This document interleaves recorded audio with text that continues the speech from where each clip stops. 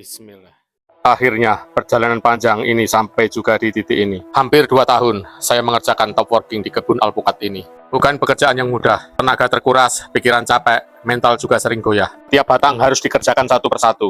Kadang satu cabang berhasil, kadang harus diulang sampai beberapa kali. Saya mencoba berbagai cara, setiap kali menempelkan entres, selalu ada harapan besar. Tapi kenyataannya sering berbeda, presentasi yang hidup kecil. Gagal, diulang lagi, ganti cara, gagal lagi, diulang lagi. Begitu terus selama berbulan-bulan, sampai 1,5 tahun akhirnya. Dan di tahap akhir, saya menemukan satu cara yang paling cocok di daerah panas, dataran rendah seperti kebun ini. Dan sekarang beberapa top working pertama sudah mulai berbunga. Tunas kedua sampai kelima yang jadi mulai muncul. Ada yang sudah panjang, ada yang masih pendek, bahkan ada yang baru mulai tumbuh. Bagi orang lain mungkin ini terlihat biasa, tapi bagi saya ini adalah hasil perjalanan panjang hampir 6 tahun. Awal mula menanam alpukat. Semua cerita ini sebenarnya dimulai dari satu keputusan sederhana. Menanam alpukat. Saat itu, saya sebenarnya tidak punya pengalaman menanam alpukat sama sekali. Lingkungan di sekitar sini kebanyakan tanaman karet dan sawit. Jarang sekali menanam alpukat dalam skala kebun seperti ini. Bisa dibilang, saya menanam alpukat sendirian. Tidak ada tempat bertanya langsung. Tidak ada petani lain yang bisa dijadikan contoh. Apalagi mendukung. Semua harus belajar sendiri, kadang dari membaca, kadang dari mencoba, kadang juga dari kesalahan. Kesalahan di awal tanam. Di tahun pertama, tanaman mulai tumbuh, daunnya mulai banyak, batangnya mulai membesar. Melihat tanaman tumbuh waktu itu, rasanya senang sekali. Seolah semua kerja keras mulai menunjukkan hasil. Tapi ternyata, saya baru menyadari satu hal penting. Ternyata yang akan menjadi masalah besar di tahun berikutnya.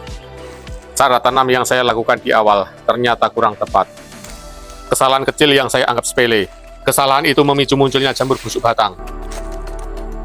Masalah sapi masuk kebun. Masalah belum selesai di tahun pertama juga. Ada kejadian yang tidak pernah saya bayangkan sebelumnya. Peternak di daerah lain sekitar sini melepaskan sapi mereka secara liar. Sapi-sapi itu masuk ke kebun dan tanpa saya sadari, batang pohon alpukat sering dijadikan tempat sapi untuk menggaruk badan. Akibatnya, banyak batang pohon yang roboh, beberapa batang cabang patah. Tanaman yang baru tumbuh bagus, rusak. Melihat itu rasanya benar-benar sedih. Tapi tidak ada pilihan, saya harus mencari solusi. Membuat pagar. Akhirnya saya memutuskan membuat pagar. Tidak hanya pagar kawat berduri, saya juga menanam tanaman andong sebagai pagar tambahan.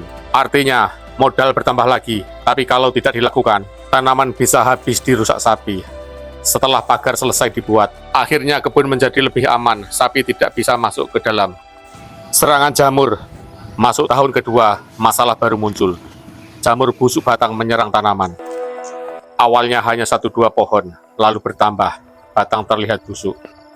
Kulit batang rusak, beberapa tanaman bahkan mati. Saat itu saya benar-benar merasa bingung.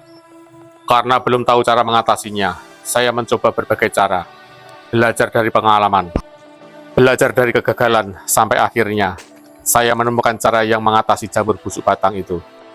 Memasuki tahun ketiga, harapan mulai muncul lagi. Beberapa pohon mulai berbunga. Melihat bunga alpukat pertama kali di kebun ini, rasanya sangat membahagiakan. Saya berpikir, mungkin tidak lama lagi pohon ini akan berbuah. Kecewa karena tidak jadi buah. Tapi ternyata harapan itu belum menjadi kenyataan. Bunga tetap menjadi bunga, tidak berubah menjadi buah. Keputusan paling berat. Tanaman alpukat ini harus di top working, artinya varietesnya harus diganti.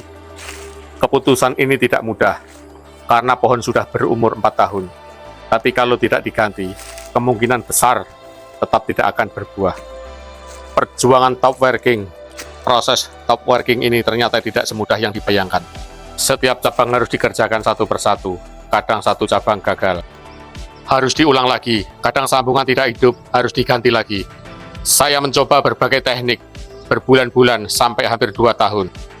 Akhirnya tahap kelima, presentasi berhasil, lebih tinggi. Beberapa sambungan banyak berhasil, tunas baru muncul, sebagian yang pertama sudah tinggi. Sebagian masih kecil, dan yang paling membuat hati saya senang, beberapa sudah mulai berbunga.